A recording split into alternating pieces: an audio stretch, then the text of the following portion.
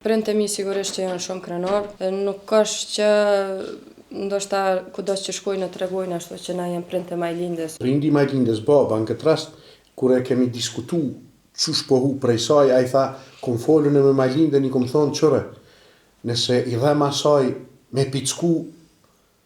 të dhem edhe ty, ose nëse të dhem ty i dhem edhe asaj, kështu që s'ki që ka mutu. Qysh është me kon kampione? Të më thonë, qysh e ndjen ti vetën, ose e ke vrejt që ka ndryshu diçka te te momentin që e ke marrë një titull?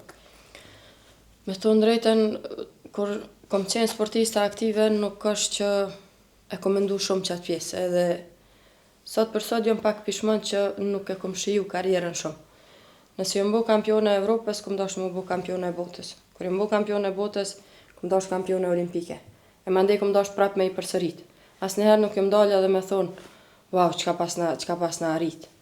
Kështu që po mendoj që të njëjtin probleme kanë krejt njerëz që janë ambicioz, jo vetëm në sport, po në cilin do profesion që zgjedhim. Tash ndoshta si trajnere e re ose si një sportiste që e ka ndërprej karrierën tash vonë, më me thonë që ja kom nis me shiju edhe me e pa ma shumë atë suksesin edhe rezultatin e punës madhe që ja kom pas. Si garuse nuk kom pas shumë kontakt me njerëz, kom dalë shumë ma pak, përderisa sot ndoshta nuk e kom problem me shku ndoshta një restoran, me dalë me ecë diku në rrugë. Se kur kom qenë garuse nuk kom dash me pas shumë kontakt me njerëz për faktin që ndoshta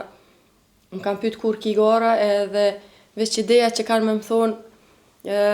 inshallah e nxen të parin, më ka duk presion ekstra. Po. Kështu që jam mundu sa ma pak me pas kontakt direkt me njerëz, përderisa sot për sot e shijoj në maksimum suksesin edhe rezultatet që i kom arritur. Po më intereson me ditë se që secili prind të jetë krenar për fëmijën e vet, e sidomos për ty, për mënyrën se çka ke arritur dhe ku ke arrit. Cilat janë kanë fjalët e para të prindëve tu momentin që i ke fitu këto gara ose e bu kampione, çka kanë thënë, po më intereson. E sidomos nënat që dyshysh me nxespresin na me bë diçka mirë, as më pak më kon femër edhe me fitu. Prind gjatë gjithë karrierës i kom pas shumë përkras. Edhe ndoshta si fëmijë në momente caktume, nëse kom pas me zgjidh a kom me shku në shkollë ose kom me shku dikon përgatitje, mami gjithmonë ka insistu që me shku në përgatitje, me shku në gara e unë shkoj mirë na me shku. Kështu që prindët e mi sigurisht që janë shumë krenar, po në anën tjetër janë edhe shumë modest. Nuk është që ndoshta kudo që shkojnë të tregojnë ashtu që na jemi prindë e majlindjes ose ku ta dijon, po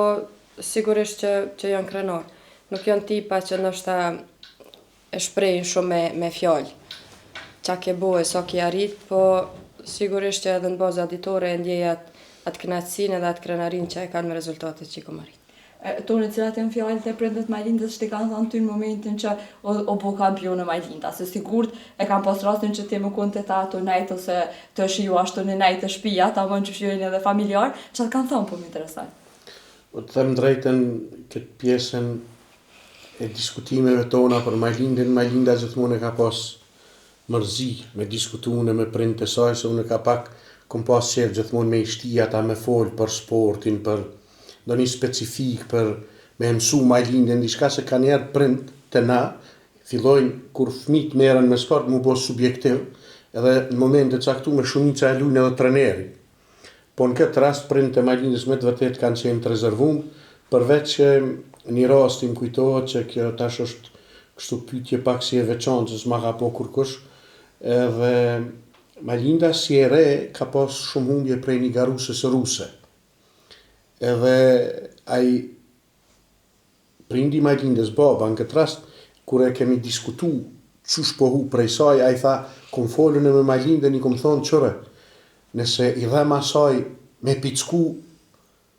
të dhem edhe ty, ose nëse të dhem ty, i dhem edhe asaj, kështu që s'ki që ka mutu. Edhe unë tash e morra këtë si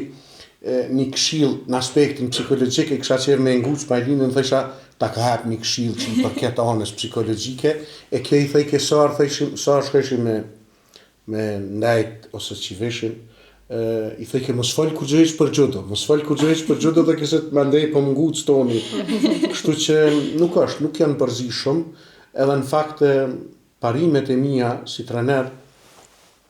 janë që hapësira e këshillave të prindve